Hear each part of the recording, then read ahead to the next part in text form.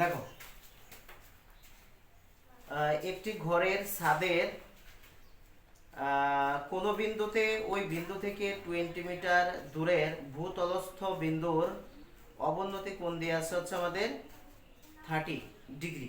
ঘরটির উচ্চতা মনে করো যে আমাদের এই এডি হচ্ছে ঘরের ছাদ, এডি হলো কি ঘরের ছাদ। এখন এই এডি ঘরের ছাদের এ বিন্দুতে এই ভূতলস্থ বিন্দু হচ্ছে আমাদের বি, তাহলে এটা হচ্ছে বি। তাহলে এখন এটার মান দেওয়া আছে কত?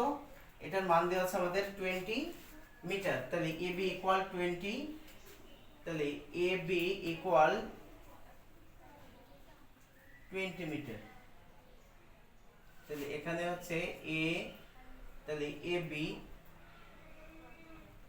ইকুয়াল 20 মিটার, ঘরের উচ্চতা হচ্ছে বি সি। তাহলে এইটা যদি আমরা ধরে নিই তাহলে বিসি, তাহলে অবনতি কোণ দেওয়া আছে আমাদের এটা। তাহলে এ বি 20 মিটার,